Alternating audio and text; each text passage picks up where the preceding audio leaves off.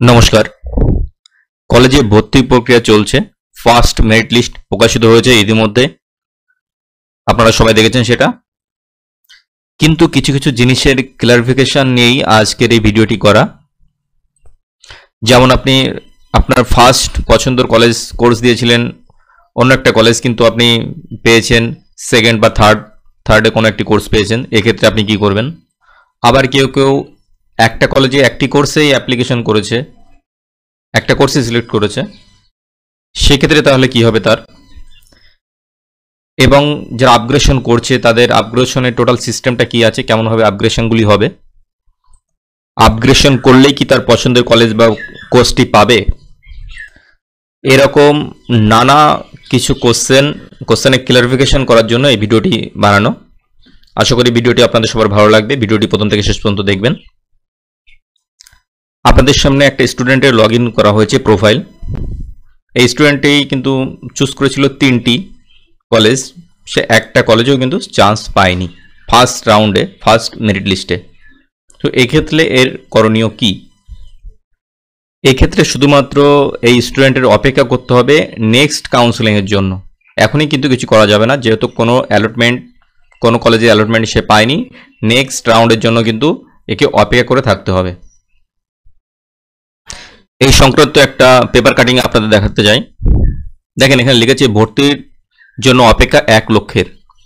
প্রথম দফাতেই 4 লক্ষ পড়ুয়াকে আসন বরাদ্দ করা হয়েছে। এর ডিটেলসটা যদি আমরা একটু দেখি তাহলে আমরা দেখতে পাবো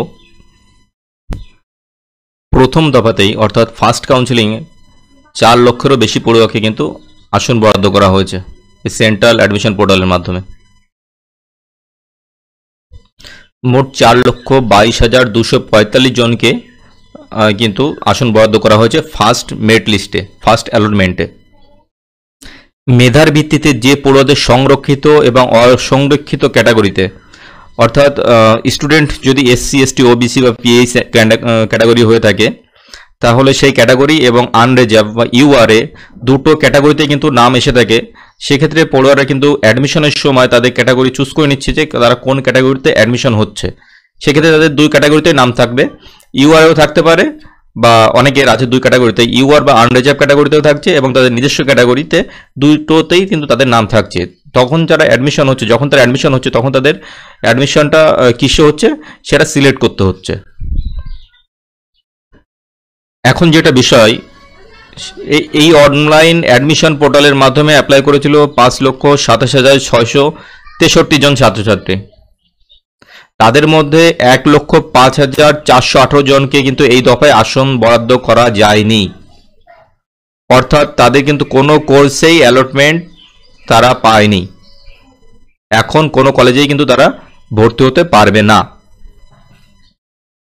এখানে দেখেন বলে দিয়েছে যে কেন্দ্রীয় ভর্তির অনলাইনে পোর্টালে নিয়ম অনুযায়ী একজন পড়ুয়াকে একটি আসনে ভর্তি হবেন।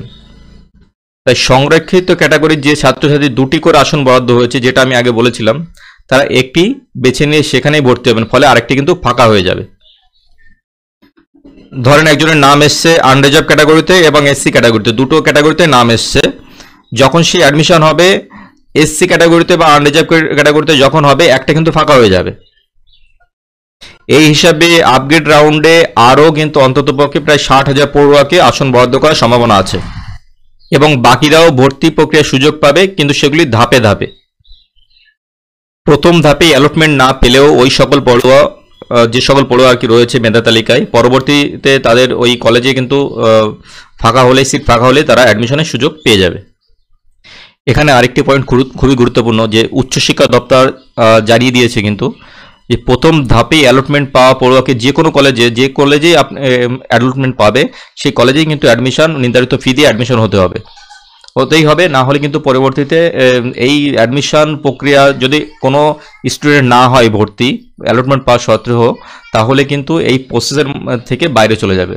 পরবর্তীতে কিন্তু তার নাম আর দেখাবে না, কোনো অ্যালটমেন্ট কিন্তু সে পাবে না। তাই যেহেতু যেখানেই সে অ্যালটমেন্ট পেয়েছে সেখানেই সে নির্ধারিত ফি দিয়ে অ্যাডমিশন হবে এবং পরবর্তীতে সে আপগ্রেশনের মতো সিস্টেম রয়েছে।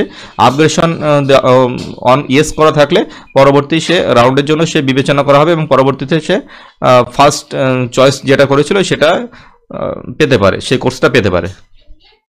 কোনো স্টুডেন্ট আপগ্রেশন করলে তাকে কিন্তু সেক্ষেত্রে পড়ুয়ার পছন্দের উপরের তালিকা বা কোর্সের আসন যদি ফাঁকা থাকে সেখানে আসনে সেই আসনে ভর্তি কিন্তু সুযোগ করে দেওয়া হবে। 12 তারিখে যে মেরিট লিস্ট প্রকাশিত হয়েছে সেই মেরিট লিস্টের ভর্তি প্রক্রিয়া চলবে 18 জুলাই পর্যন্ত।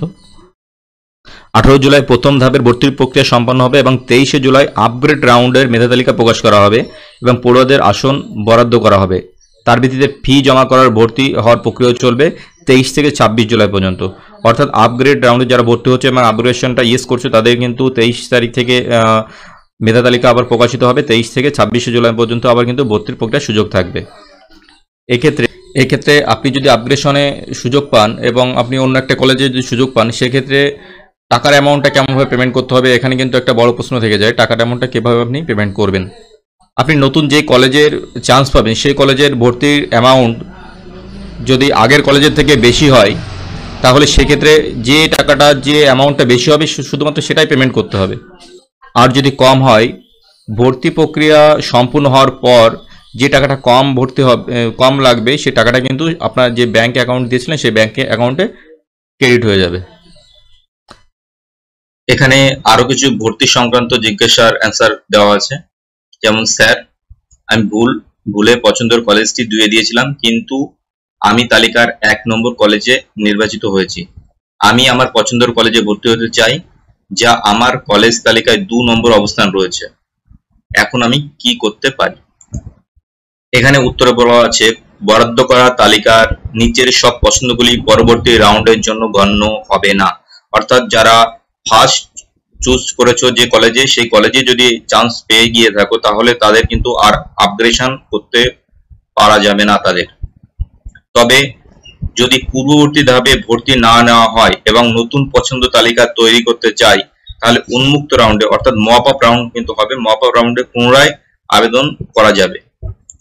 কিন্তু এক্ষেত্রে মনে রাখতে হবে আপনি যদি মপ আপ রাউন্ডে আবেদন করেন সেই সময়ে যে কোর্সগুলি অ্যাভেলেবেল থাকবে সেই কোর্সগুলিতেই কিন্তু আপনি আবেদন করতে পারবেন, তাছাড়া পারা যাবে না। তো ভর্তি সংক্রান্ত অন্য কোনো জিজ্ঞাসা থাকলে অবশ্যই কমেন্ট বক্সে জানাবেন। আর আমাদের চ্যানেলটিকে সাবস্ক্রাইব করে নোটিফিকেশন অন করে রাখবেন, লাইক করে দেবেন যাতে পরবর্তী ভিডিও আপনাদের কাছে খুব সহজেই চলে যায়। সেকেন্ড কোশ্চেন আছে মপ আপ রাউন্ডে আবেদন করার জন্য আপগ্রেশন মোড সক্রিয় নির্বাচন করা কি আবশ্যিক কিনা? এটা কিন্তু আবশ্যিক না, আপনি আপগ্রেশন মোড নো করেও কিন্তু অ্যাডমিশন হতে পারবেন। থার্ড নাম্বারে যেটা বলেছে আমি যদি উন্মুক্ত রাউন্ডে, এখানে উন্মুক্ত রাউন্ড বলতে কিন্তু পপ আপ রাউন্ড, আর এই সংক্রান্ত নির্দেশিকা কিন্তু বাংলার উচ্চশিক্ষা দিয়ে দিয়েছে, ওখান থেকে তথ্যগুলো সংগৃহীত করা। আমি এর লিঙ্কটাও ডিসক্রিপশন বক্সে দিয়ে দেবো, আপনারা দেখে নিতে পারবেন। আমি যদি উন্মুক্ত রাউন্ডে আবেদন করি অর্থাৎ মপ আপ রাউন্ডে আবেদন করি অর্থাৎ ভর্তির প্রক্রিয়া সম্পূর্ণ হয়ে যাওয়ার পর যে মপ আপ রাউন্ডটা হবে সেই রাউন্ডে আবেদন করি তাহলে আমি আমার সবচেয়ে পছন্দসই কলেজে ভর্তি হতে পারবো কিনা আর কি, সেক্ষেত্রে কিন্তু পারা যাবে না। আপনার সমস্ত অ্যাডমিশন হয়ে যাওয়ার পরে মপ আপ রাউন্ডটা হবে এবং কলেজে যে সমস্ত কোর্স ফাঁকা থাকবে সে সমস্ত কোর্সের জন্যই কিন্তু অ্যাডমিশন হবে। তাই মপ আপ রাউন্ডে আপনার পছন্দের মতন কলেজ বা কোর্স কিন্তু নাও পাওয়া যেতে পারে। ফোর্থ নাম্বার আছে যদি আমি নির্বাচিত কলেজে নথি যাচাই করি তাহলে কি আমি পরবর্তী মপ আপ রাউন্ডে আবেদন করতে পারবো? এক্ষেত্রে কিন্তু পারা যাবে, মপ আপ রাউন্ডে আবেদন করার জন্য করতে পারবেন। আপনার যদি আরো কিছু জিজ্ঞাসা থাকে অবশ্যই কমেন্ট বক্সে জানাবেন। ভিডিও ভালো লাগলে অবশ্যই লাইক, শেয়ার এন্ড সাবস্ক্রাইব করে দেবেন। ভালো থাকবেন, সুস্থ থাকবেন, নেক্সট ভিডিওর জন্য অপেক্ষা করবেন। ধন্যবাদ।